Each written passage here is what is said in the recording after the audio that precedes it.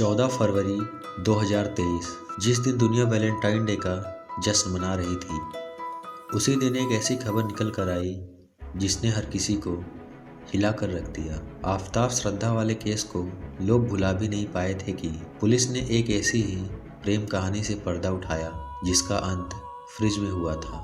ये प्रेम कहानी निक्की यादव और साहिल की थी। जैसे जैसे इस केस की जांच आगे बढ़ी, एक के बाद एक हिला देने वाले खुलासे होते रहे। कुछ खुलासे तो वैसे जिस पर यकीन करना भी मुश्किल होता है। तो आखिर क्या है निक्की यादव ढाबा हत्याकांड की पूरी कहानी?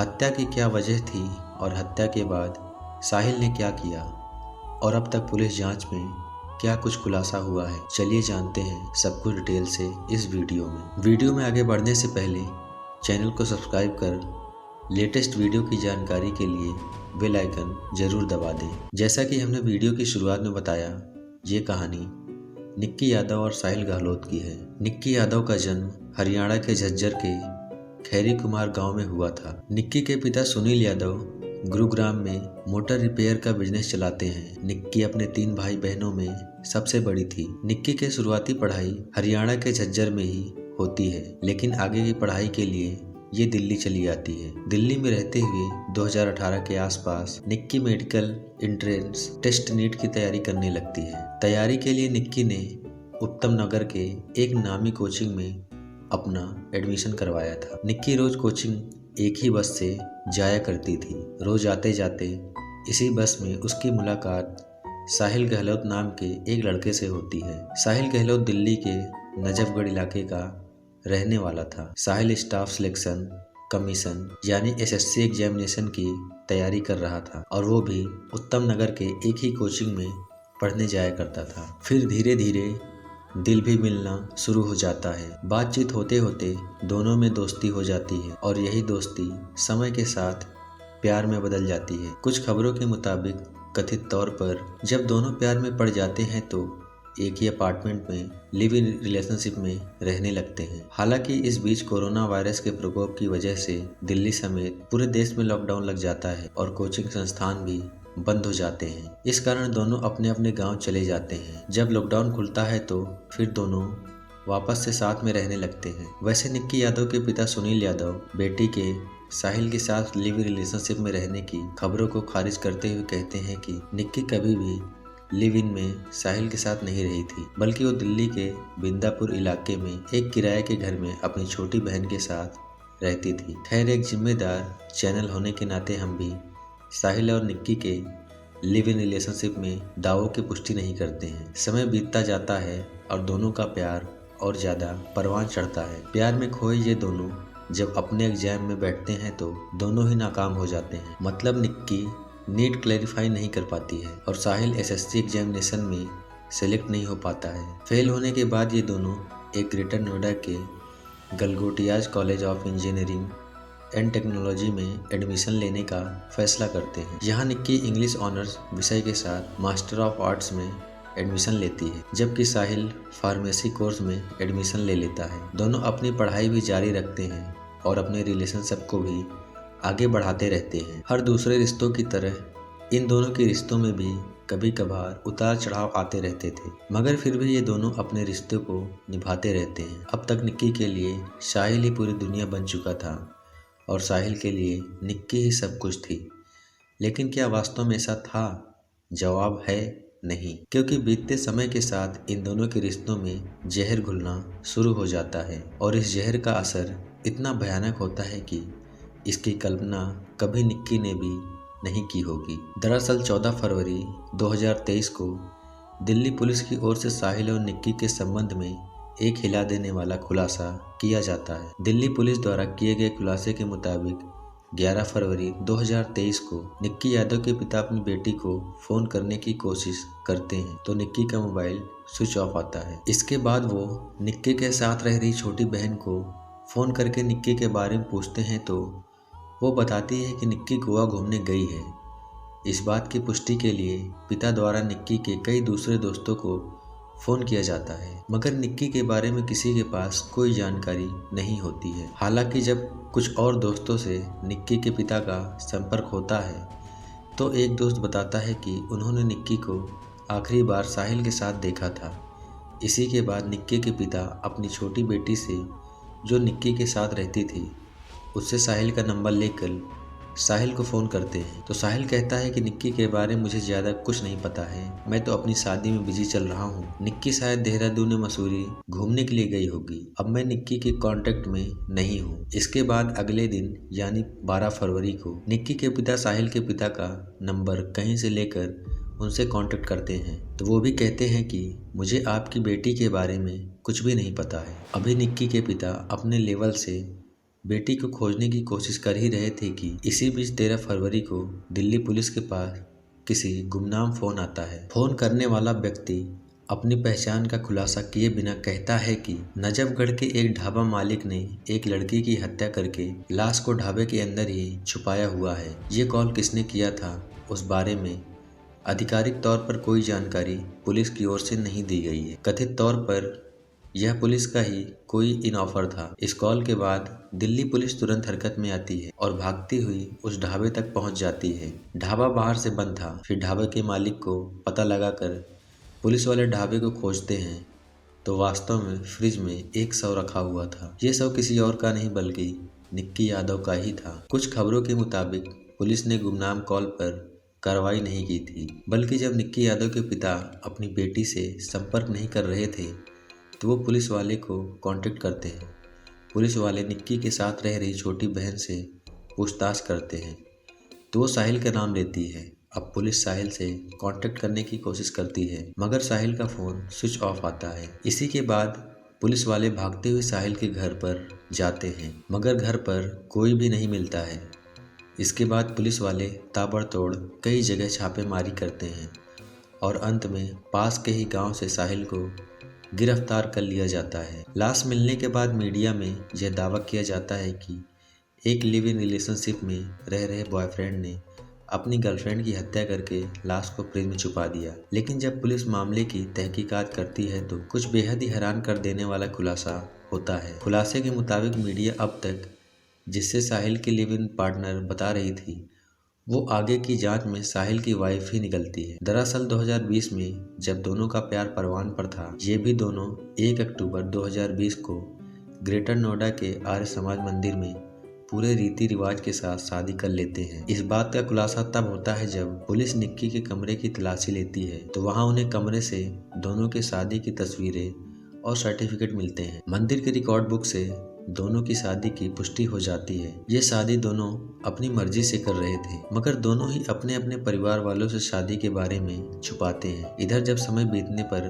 पता लगता है तो साहिल पर उसके परिवार वाले शादी का दबाव बनाने लगते हैं मगर साहिल लगातार शादी से इनकार करता रहता है। हालांकि जब परिवार वाले बहुत ज्यादा दबाव बनाते हैं तो साहिल परिवार वालों के सामने खुलासा करता है कि वो ऑलरेडी निक्की यादव से शादी कर चुका है। खुलासे के मुताबिक इसी के बाद साहिल के परिवार वाले कहते हैं कि जितनी जल्दी हो निक्की से पीछा छुड़ा लो और तुम हमारी पसंद की लड़की से शादी कर लो। इसी के बाद साहिल अपने परिवार वालों के साथ मिलकर निक्की को रास्ते से हटाने का प्लान बनाता है। इसी प्लान के तहत 9 फरवरी 2023 को दिन में साहिल की बड़े ही धूमधाम से परिवार वालों की पसंद से लड़की के साथ एंगेजमेंट हो जाता है और फिर 1:30 बजे रात में साहिल अपनी पहली पत्नी निक्की यादव के अपार्टमेंट में जाता है।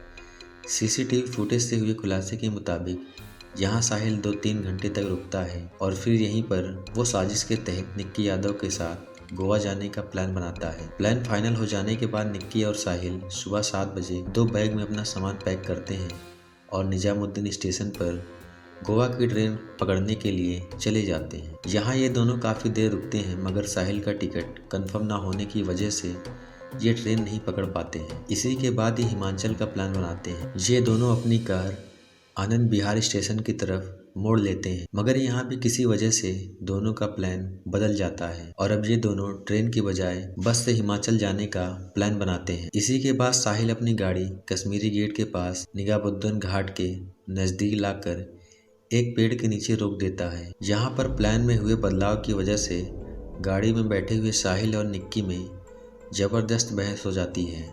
आधे घंटे तक इन दोनों में झगड़ा चलता रहता है। इसी झगड़े के बीच साहिल कार में मौजूद चार्जर केबल से अचानक निक्की यादव का गला दबा देता है और तब तक दबाए रखता है जब तक कि निक्की की मौत ना हो जाए। निक्की की मौत होने के बाद साहिल निक्की के शव को आराम से आगे की सीट पर बैठाकर उसे सीट बेल्ट पहनाता है ताकि देखने में लगे कि सीट पर बैठा व्यक्ति सो रहा है। इसी के बाद वो थोड़ी देर इधर उधर घूमता रहता है। उसे समझ में नहीं आता है कि क्या किया जाए। इधर साहिल अपनी गर्लफ्रेंड की लाश लेकर घूम रहा था, उधर साहिल के परिवार वाले लगातार उसका इंतजार कर रहे थे। पर ये 10 फरवरी को ही साहिल की शादी होने वाली थी और घर में शादी से जुड़े रस्म पूरे करने थे, मगर साहिल का कहीं भी अता पता नहीं चल रहा था। इस कारण परिवार वाले लगातार साहिल को फ़ोन भी कर रहे थे, लेकिन साहिल का फ़ोन स्विच ऑफ आ रहा था।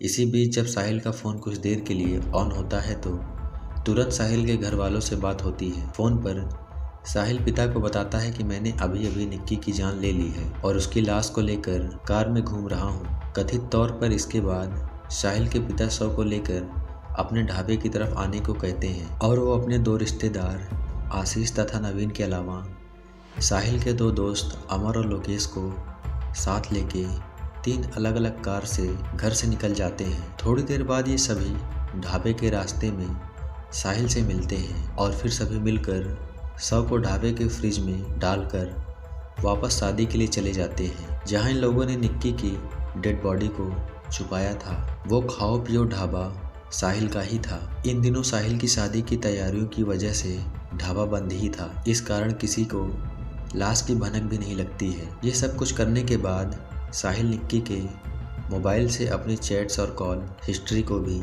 डिलीट कर देता है। 10 फरवरी को ये लोग मिलकर शव को फ्रिज में छुपाते हैं और फिर वापस अपने गांव जाते हैं, जहां 10 फरवरी को ही बड़े धूमधाम से साहिल की दूसरी शादी हो जाती है। फिर वापस वही ढाबे में यह देखने के लिए आता है कि लाश वहीं पर है या नहीं। इसके बाद फिर वो वापस जाकर अपनी नई शादीशुदा जिंदगी को खुशी खुशी जीने लगता है। प्लान था कि कुछ दिनों बाद शव को चुपके से पास के बड़े से नाले में फेंक देंगे। हालांकि इसी बीच निक्की यादव की तलाश शुरू हो जाती है, जिसकी आज साहिल तक भी पहुंचती है और फाइनली साहिल को गिरफ्तार कर लिया जाता है। साहिल की गिरफ्तारी और लाश मिलने से जुड़ी दूसरी थ्योरी ये भी है कि उस अनजान कॉल के बाद पुलिस साहिल तक पहुंचती है और निक्की यादव के बारे में पूछती है। जब निक्की के बारे में साहिल को पुष्टि जवाब नहीं देता है तो पुलिस सख्ती के साथ पूछताछ करती है। इसी के बाद साहिल उन्हें सब कुछ सच बताते हुए ढाबा लेकर जाता है और फिर ढाबे से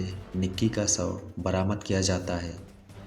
निक्की और साहिल के बारे में एक और थ्योरी ये भी है कि जब साहिल की शादी तय हो जाती है तो इस बात की जानकारी निक्की को एक कॉमन फ्रेंड के जरिए मिलती है। इसी के बाद जब 9 फरवरी को साहिल निक्की से मिलने जाता है तो इस बात को लेकर दोनों में झगड़ा हो जाता है। निक्की कहती है कि अभी तुम इस शादी को कैंसिल करो और आज ही मेरे साथ दिल्ली से बाहर कहीं चलो। पहले तो साहिल मना करता है, मगर निक्की के जोर देने पर ये दोनों गोवा का प्लान बनाते हैं और फिर आगे वही सब कुछ होता है जो हमने आपको जस्ट अभी थोड़ी देर पहले बताया। साहिल से पूछताछ में ये भी खुलासा होता है कि कार के अंदर झगड़े की वजह गोवा और हिमाचल जाने के प्लान में बदलाव के साथ साथ निक्की की धमकी भी थी। दरअसल निक्की साहिल को धमकी देने लगती है कि अगर तुम अभी मेरे साथ दिल्ली से बाहर नहीं गए तो मैं तुम्हारे शादी के फंक्शन में पहुंचकर मेरी तुम्हारी शादी की 2020 की फ़ोटो और सर्टिफिकेट सबको दिखाऊंगी और तुम्हारी शादी नहीं होने दूंगी। इसी बात पर झगड़ा काफ़ी बढ़ जाता है और इस झगड़े का अंत निक्की के सांस थमने से ही होता है। पहले तो साहिल कहता है कि उसने निक्की के मर्डर को अकेले अंजाम दिया, मगर आगे की जांच में खुलासा होता है कि साहिल के इस पूरे प्लान में साहिल के पिता, साहिल के 2 दोस्त के अलावा साहिल के परिवार के कुल 5 सदस्य शामिल थे। इसी आधार पर पुलिस 18 फरवरी 2023 को साहिल के पिता वीरेंद्र सिंह, साहिल के दोस्त अमर और लोकेश तथा कजन आशीष और नवीन को गिरफ्तार कर लेती है। नवीन पर 2018 में ही एक छेड़छाड़ का मामला दर्ज हुआ था। नवीन ने ही साहिल के मोबाइल से चैट और कॉल हिस्ट्री डिलीट करने को कहा था। आगे जांच में ये भी खुलासा होता है कि साहिल के पिता पर 18 साल पहले भी एक हत्या का मामला दर्ज हुआ था और वे कुछ साल जेल में भी रहे थे। वहीं साहिल का कजन ब्रदर नवीन दिल्ली पुलिस में कांस्टेबल है और उसने भी लाश को ठिकाने लगाने में अहम भूमिका निभाई है। फिलहाल साहिल के पिता समेत 5 आरोपी तिहाड़ जेल में हैं, जबकि साहिल फिलहाल इस वीडियो के बनाए जाने तक पुलिस की कस्टडी में है, जहां उससे पूछताछ की जा रही है। आगे इस वीडियो में जो भी अपडेट आएगा हम आपको बताते रहें। फिलहाल आपकी इस कहानी के बारे में क्या राय है, कमेंट करके हमें ज़रूर बताएं। वीडियो से कुछ जानकारी प्राप्त हुई हो तो वीडियो को लाइक ज़रूर करें। दोस्तों, ऐसे ही क्राइम की जानकारी के लिए चैनल को सब्सक्राइब ज़रूर करें। तो मिलते हैं अगली वीडियो में, तब तक के लिए अपना ख्याल रखें और अपने परिवार वालों का भी ख्याल रखें।